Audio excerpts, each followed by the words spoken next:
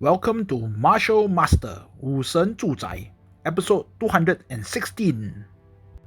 At the start of this episode, we can see betrayal at its best when Shen used a pump attack and forced his fellow Liu Xian sect members back to the killer formation spot where Qin Chen has casted, while he, together with Hua Tiandu, escaped. Like I said before, the formation cast by Qin Chen is a killer formation, and everyone from the Liu Xian sect who was caught within it were killed in an instant. Another good showcase of what we always say, 秒杀 here.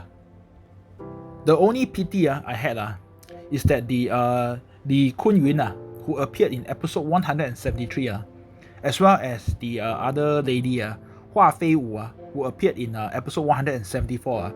I was expecting to have a bit more of this pretty lady but too bad it got killed by Qin Chen just like that. Just when Shen thought that Qin Chen will not be able to kill him or Hua Tiandu, right, Qin Chen actually gave chase, and not to give them the chance to escape, Qin Chen actually immediately cast the formation soul seal technique on Hua Tiandu. This technique, I tell you, is just way too cool, man. 3 formation seal and a prism is all it takes to cage Hua Tiandu in it. And if you hear the scream from Hua Tiandu, right, you can imagine the pain that he is having. It must be like being burned, inside. And then indeed, suddenly he just disintegrated just like that into the thin air. How Hua Tiandu was killed, I tell you, surprises everyone there. Because if you all can remember, right, Hua Tiandu is actually one of the top 3 geniuses, And yet, with just one simple move, one simple forbidden soul technique from Qin Chen, and there is nothing left of him literally. Literally nothing left. Now, with Hua Tiandu gone, next is Shen already. Who, instead of being trapped in the forbidden soul technique, right, okay, he was trapped in a lightning type formation, okay, which I don't seem to see much being done, no much damage done to him, except to trap him. And then, to actually kill him, Qin Chen delivered the finishing move with his rusty sword. With the last of those who opposed Qin Chen gone, Qin Chen now declared that he is the one who is responsible for what happened to Liu Xian sect. And should there be anyone who wish to seek revenge, is to come to him and him alone only. Leave everyone else from the 5 kingdom out of this. Even Len Wushuang, before he left, right, he also said already, Qin Chen will be dead for sure, because now all the forces will be after him. Time for a fun fact.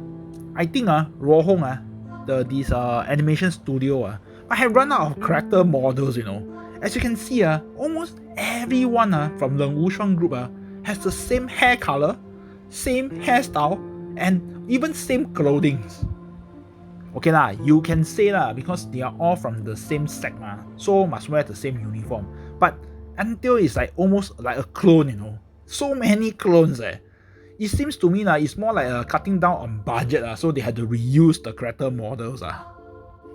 The elder from the Guixian sect also acknowledged that the methods deployed by Qin Chen indeed very ruthless, but it's very similar to the Guixian sect style.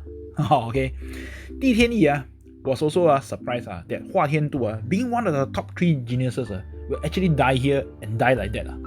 And just before he left, he also promised that one day he will for sure surpass Qin Chen and recover the Xuanzong name. Back to Qin Chen, who is now cultivating and resting in his room on his bed. And yes, again, I don't know why. They all like to cultivate on the bed one. Anyway, within a split second, Qin Chen has understood the true meaning of the royal sword technique, which is actually the ability to increase the strength of their true strength, soul power, spiritual power, and bloodline.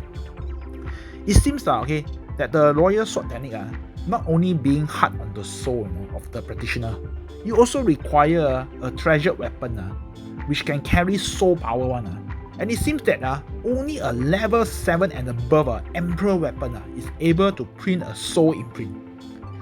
But the challenge now is, for Qin Chen is that how to find such a weapon in the land of the Five Kingdoms there? If you can recall, Qin Chen actually has this rusty sword, which kind of like have a unknown background one. So Qin Chen decided to try the sword technique on his rusty sword, and to his surprise, okay, he actually awakens traces of the ancient Dark Ages which was left behind in the rusty sword.